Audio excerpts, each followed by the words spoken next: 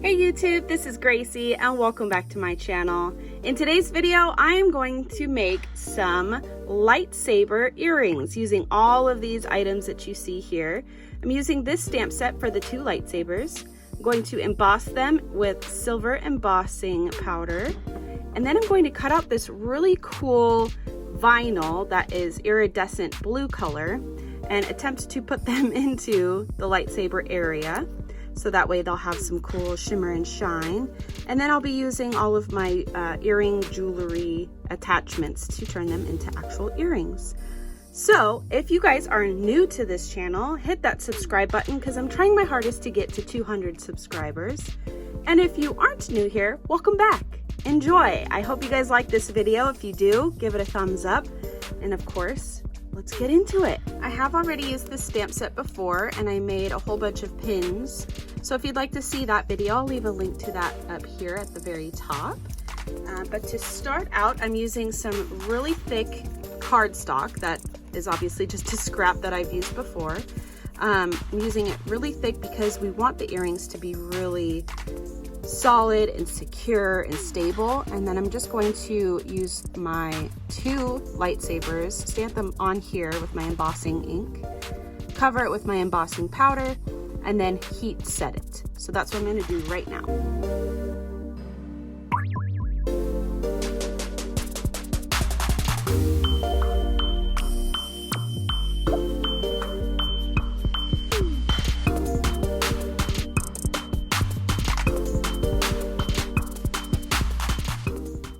As you can see, I stamped them quite a few times because they weren't all turning out exactly the way I wanted them to. So I'm just going to pick and choose the best two out of all of these that I've stamped.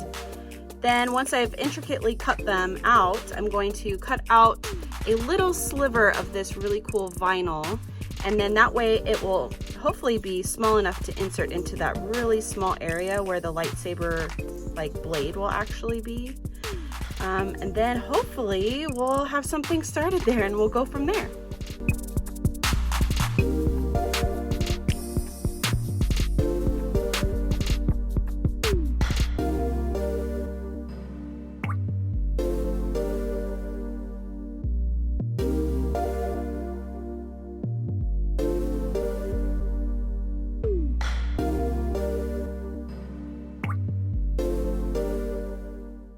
That took a little bit of time, so now that I have everything cut out and ready to go, I'm going to show you a little bit up close here, the best I can, still holding it in place.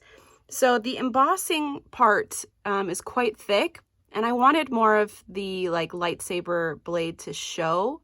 So I am okay with it kind of overlapping a little bit. I actually think it looks pretty cool that way. But as you can see, really up close, you can see where the embossing powder starts. But I actually think it looks pretty cool that way. It kind of adds a little bit of a glow, almost like it's actually turned on.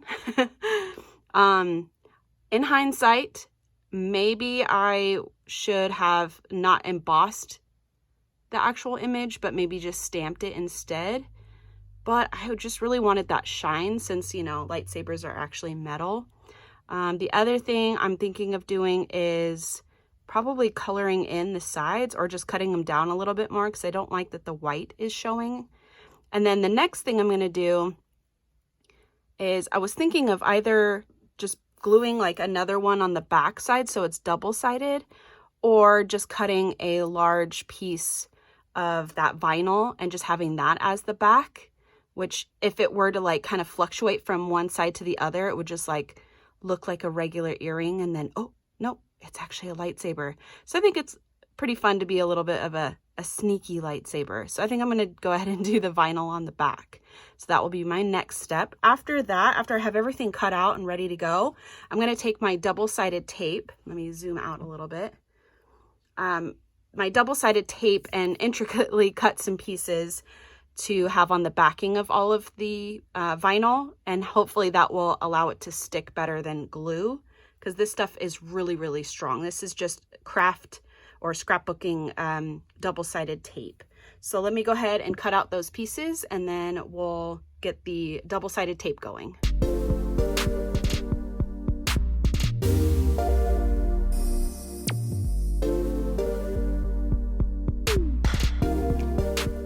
This part for sure is going to be the hardest part because this double-sided tape is really sticky, and this vinyl that I've cut is really, really thin and really, really small. So I'm going to just go ahead and try my best. I've cut out a little piece here, and I think I'm going to do the backings first just because I'm a little nervous. Oh, and before I do that even, there is a sheet, a protective sheet covering on these that you have to peel off. Ooh, look at that shine. Even better now. So I'm going to take that off, and then I think I'm just going to place this down. Oh gosh, it's really difficult. Place this down, and then most likely I'll be able to just cut around this and then kind of turn it almost into like a sticker. And we'll see how that works. So let me go ahead and cut that out, and then we'll do the next one.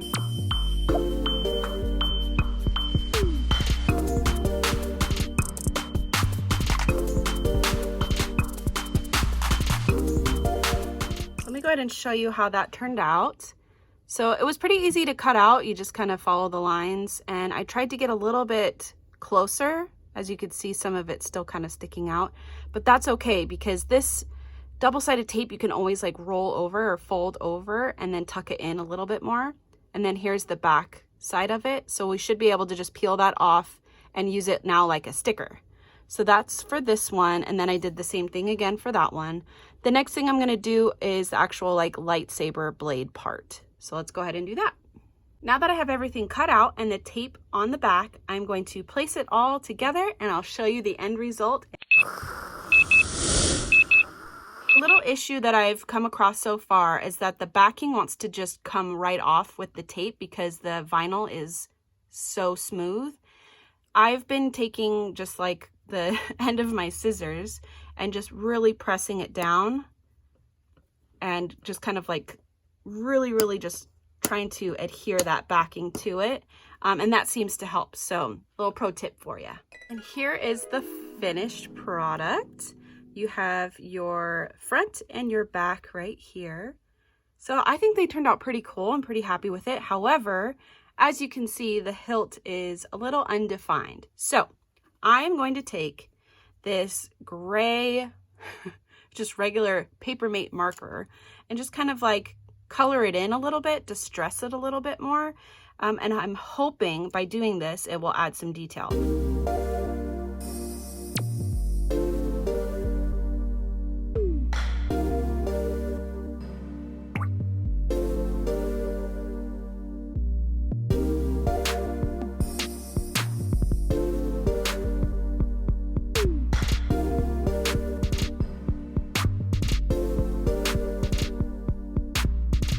What I'm doing here is I'm taking my baby wipe that's just a little bit wet, and I'm just dabbing it on there just to kind of clean up any rough edges and anything. It kind of just blends it all together. So I think that turned out a lot better. I'm really happy with that. The next thing I need to do is attach all of my earring pieces and then actually turn them into earrings. So the first thing I'm going to do is take my little jump rings, and I need to make a tiny little hole at the top, or maybe even at the bottom. Okay, here's the question. Do I want my lightsabers facing down, or do I want my I think I want my lightsabers facing up. So off camera, I was trying to figure out what I needed to use to put the hole in for the jump ring, and I found a sewing needle, you know, like the little needle that you use to kind of hold the fabric together. And I just like hammered it into the top of the lightsaber, and then essentially I pierced my own earring. So I thought that was kind of funny. And so that's all I'm going to be doing. Okay, so I was able to fit the jump ring in. I just needed to make a second hole to make the area a little bit bigger to fit the jump ring in. And then it did start to separate a little bit. So I'm going to take some glossy accents, and I'm just going to kind of like put a glob over the top just so it doesn't continue to separate. Kind of looks pretty cool. We'll see how that dries. If it dries really well, I may put that around the whole edging of the front of the lightsaber because that just might add a really cool effect. Who knows? We'll see. So I'll put that aside, and I'm going to show you how I did the holes and put the jump rings and everything through it. What I did to start, like I said, I took a sewing needle, punctured it through the top where I want the hole to start, and just kind of hammered it in. Once I had it started, I literally just took a water bottle, spray bottle to that. But if you have a hammer, that's probably preferable. Whatever you got. And then I'm just holding the sides and pushing it through, being careful not to actually puncture myself. And then just kind of like moving it around, pulling it in and out a little bit, just to kind of, you know, stretch the hole a little.